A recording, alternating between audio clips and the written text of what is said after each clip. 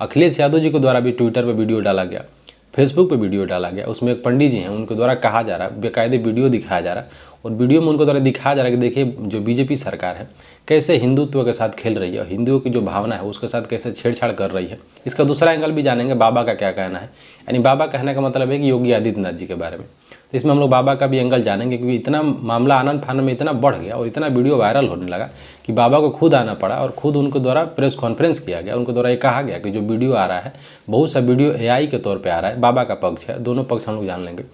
तो बाबा का पक्ष यानी बीजेपी का पक्ष है कि बहुत सा वीडियो एआई जनरेटेड है। वहाँ के डीएम साहब के द्वारा कहा गया कि बहुत सा ऐसा वीडियो जो एआई द्वारा क्रिएट किया गया और समाज में मतलब अलग अच्छा न्यूज़ नहीं फैलाया जा रहा, समाज में द्वेष फैलाया जा रहा और हिंदुओं के प्रति, बाबा के प्रति, बीजेपी के प्रति लोगों के द्वारा भड़काया जा रहा है सोशल मीडिया पे।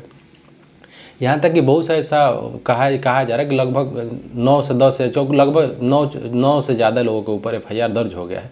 कई ऐसे सोशल मीडिया हैं जिनके ऊपर कार्रवाई की जाएगी, उनको नोटिस किया गया है, नामजद भी कर लिया गया है। अब हम लोग देखते हैं अखिलेश यादव जी के पार्टी का पक्ष क्या रहा और बाबा का पक्ष क्या है। अखिलेश यादव जी के द्वारा वीडियो डाला गया, उनके द्वारा दिखाया गया कि जो मणिकर्णिका घाट है वहाँ पे तोड़फोड़ किया जा रहा था जेसीबी लगा के। समस्या है कि जो अहिल्याबाई जो होलकर थी, उनकी जो प्रतिमाएं बनी हुई थी, पत्थर की बनी हुई, तो उनको भी तोड़ दिया गया और दिखाया जा रहा है कि उनका भी उनकी जो मूर्तियाँ बनी हुई हैं उनको भी तोड़ा जा रहा है जेसीबी लगा के। और उसमें हम लोग जानेंगे डोम समुदाय के लोगों का क्या कथन था। तो उनकी मूर्ति तोड़ी जा रही थी। तो कहना है कि जो अहिल्याबाई होलकर है उनके परिजनों का कहना है कि ये गलत कर रही है सरकार। उनके द्वारा मांग की जा रही है कि कृपया करके ऐसा ना किया जाए। अब अहिल्याबाई का नाम हम लोग ले क्यों रहे हैं, तो उनके ही द्वारा जो काशी का जो बहुत से ऐसे क्षेत्र हैं, जो वहाँ का मणिकर्णिका घाट हो गया, बहुत से मंदिरों का, काशी का भी पुनर्निर्धारण किया गया।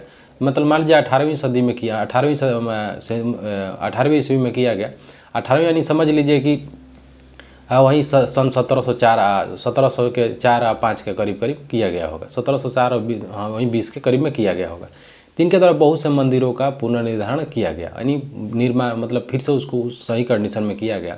और किया इसलिए गया कि हिंदुओं का जो मंदिर है, जो आस्था है बनी रहे और वहाँ पे आए जाएं, इन लोगों का जो नवाहन बना रहे और अन्य तरीके से मंदिरों का निर्माण किया गया।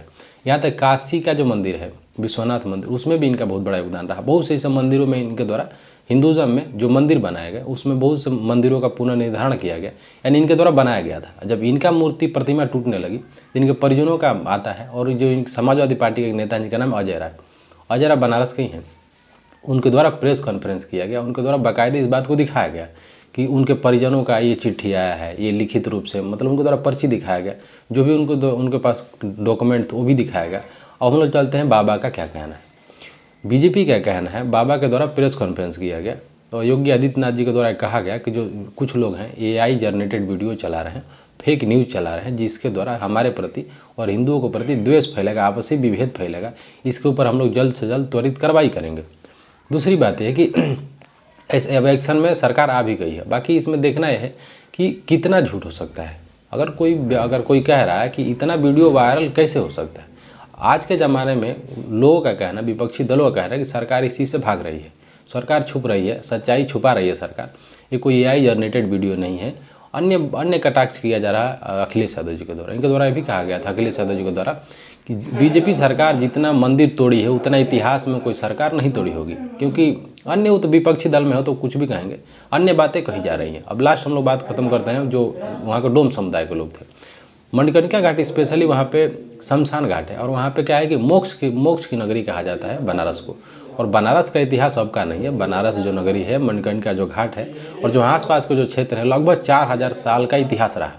तो सरकार को इस पर भी एक्शन नहीं लेना चाहिए था अगर ऐसा है तो। बाकी सरकार का भी पक्ष अपना अलग है, सरकार का भी पक्ष सुनेंगे तो आप गलत नहीं कह सकते।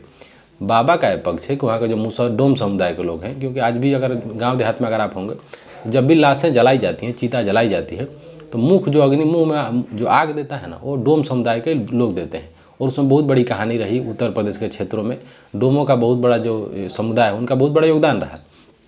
आज भी बिना उनके आग के लोग अपनी लाश को नहीं जलाते, चाहे आप अगर रीजनल एरिया में होंगे। हमारे तरफ तो ऐसा चलता है।